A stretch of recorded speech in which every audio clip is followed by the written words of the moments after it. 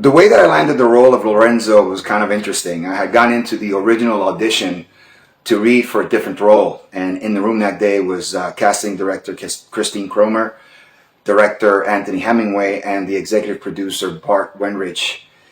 And needless to say, there was a level of familiarity that I had with both Anthony and Christine from previous occasions. I had gone down to the wire for a couple of projects with Anthony, so I was comfortable. I felt like I gave a very good read, and I walked out of that room. I remember even giving Anthony a pound and a hug right after we were done. So it felt great. But as an actor, you don't really rely on that.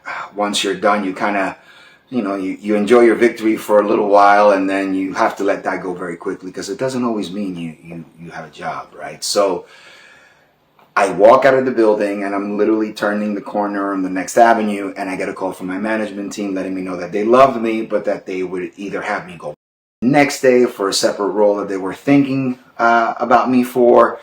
And by the end of that day, there was a little bit of back and forth for about another 4, 5, 6 hours or something like that. And I'm sitting at a bar. I was working at the time still, and I'm sitting at the bar finishing a meeting about my other job that I had, and a call comes in from the team that they would like to offer me the role of Lorenzo. And then they proceeded to describe the role to me, and essentially once they got to the point where they said, hey, he's in jail, he's a father of 3, and he's going to be the leader of this family who was basically going to be the adversarial family to Tariq and Tasha, so forth and so on. They said, yeah, and he's also playing the husband to Mary J Blige. 5 seconds later, I said yes, and the rest is history. Working with Mary J Blige was so many different things at so many different times. So for me personally, after having to get over the fact that I would be sharing this room with this essential living legend, an icon, somebody that I had been a fan of essentially my whole life, I quickly told myself that I needed to be a consummate professional and to match her, at least in energy and in expectations, as soon as possible. Because as I read the scripts and as I understood what that relationship between her character and mine would be, there was no real time to be starstruck, for lack of a better term. And overall, as I went through this last 2 years of developing a working relationship with her, I discovered a lot of things about her that were amazing. What she brings to the table, it is no accident that this woman is who she is. She's gifted, she's talented, she's brave, has a commanding presence that you would expect, and that I have only witnessed from very few people in my professional and my personal life. So I am a better actor because of working with Mary. I have a greater appreciation for her art, and what she did with and what she continues to do in her career as a whole is something that we are going to be speaking about for many, many years. And for me, it was an absolute privilege and an honor to have been her scene buddy, right? To have worked with someone like that who brings so much to the table, so much to this role, and it made me better. And I'm extremely grateful.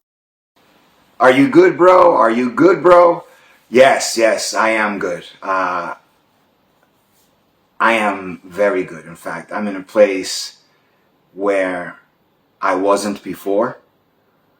And even though it's been a very bittersweet situation for me for a while, first as an individual knowing that I was going to work and that my days were sort of numbered, but then having to kind of relive those feelings now after this episode finally aired, and people have obviously seen that my character does get the show. All I can say is that I'm kind of reliving some of the feelings that I felt when we were shooting the episode.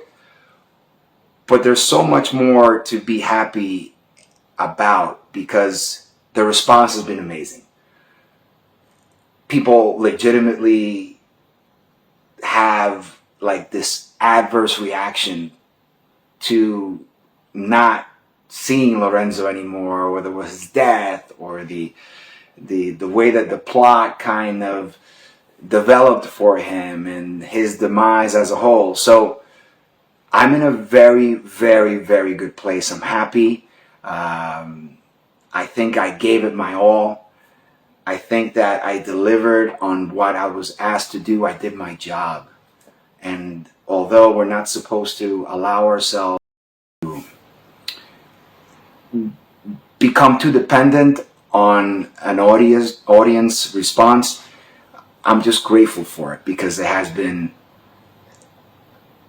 so rewarding to hear the remarks and the way people kind of took to this work and to my particular journey as Lorenzo in this universe. I am good, and I'm grateful, and I can't wait for the next one. So my favorite thing to do when I'm not working is, for me, is being with my family. I'm a father of 2 beautiful girls. I have a beautiful wife at home, and my brothers and their families mean so much to me. My parents, my aunts and uncles, cousins. I'm a big family guy, and my family is my core. So I devote a lot of my time to them. I'm grateful for that. I happily do that. I'm also a bit of a fitness buff, and I do a lot of CrossFit. Love to surf, love the beach, love the outdoors. I love my cars too. Got a toy or 2 lined up that I tinker with from time to time. So yeah, those are the things that I am about when I'm not working. So the way that Lorenzo felt about Kane in the end was the same way Lorenzo felt about Kane in the beginning. He loved him the same way he loved Drew, the same way he loved Diane, and the same way he loved Monet. It was always family first for Lorenzo. His arc started in a specific place and ended in another. He went from an incarcerated, hardened criminal to a free father, husband, leader of a family. So the love was always the same. The way in which he went about preparing his kids, loving his wife, and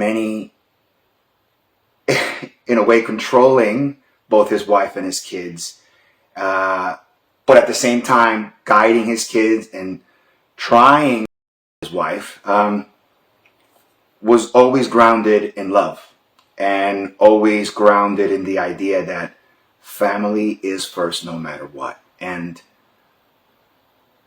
as a personal note, and as a way of preparing myself to kind of do this, I felt that it was important to bring in this idea of how the people that we love affect change in us, right?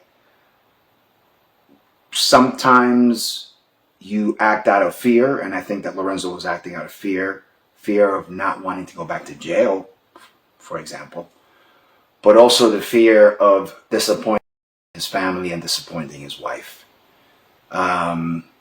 He tripped up a little bit. He started to get a little desperate. He started to kind of do some desperate things. But overall, the idea is that he was doing this, he understood that he was doing this for the betterment of his family. And that was the driving force in his ways. And it was also one of the underlying fundamentals of my own personal preparation in dealing with this character. So that's that. I don't necessarily think that Lorenzo earned his death. I think that in his mind, he was searching for redemption. And in that process, he very much believed in the idea that truth would set him free. There was a place that he was with his family, with regards to his kids. They're his blood. They are different than the wife.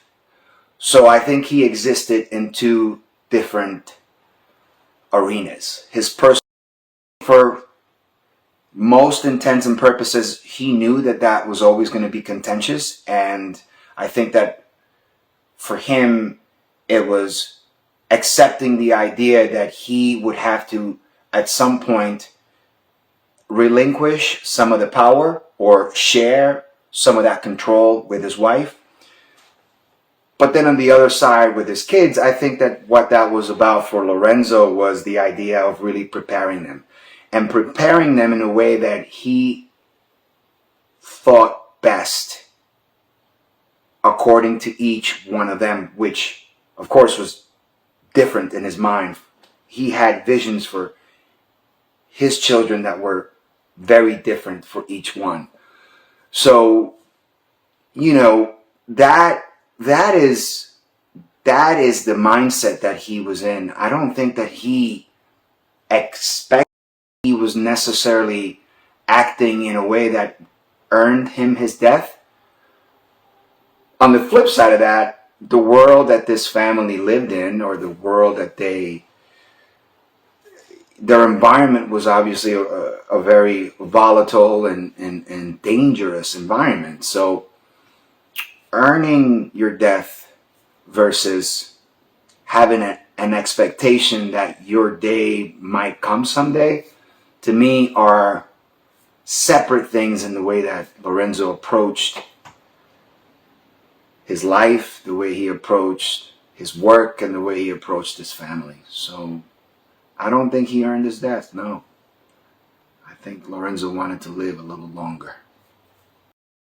What I'm going to miss most about being on Power and doing this show is obviously the continuity, the reliance on knowing that I'm working, and as an actor, that is key.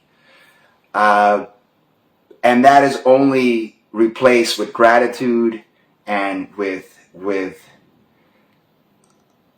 great outlook on things to come. But the next thing that I will miss the most is the relationships with not only the cast, not only the crew, but even the guys that drive us to set and back. And it's all about relationships. And going to work was legitimately like, I don't know, preparing for a high school football game with 50 or 60 other teammates of yours, right? It's that camaraderie. It's that ability to kind of interact with everyone in a position where we all have one goal in mind, and that is to do the very best that we can do for that day in our particular roles, right? And so relationships. It's all about relationships. I'm going to miss working with Woody, especially, Woody, Lavelle, and Diana. I'm going to miss working with Mary J. I'm going to miss working with the directors, the writers, just those relationships. And in the context of what we needed to do that day, I'm going to miss the producers. I'm going to miss Brett a ton, especially Brett, because this year, him and I had a conversation at the beginning of the year, knowing where this would start and where it would end. And, Brett especially is somebody that I think I developed a good relationship with, and I cannot wait to work with him again, and Courtney, and 50, and Mark, and Dorothy, and Vlad, and Monica, and all the writers, but the cast as well. I look forward to seeing all of them soon. But I do miss having to go to work with those guys every day.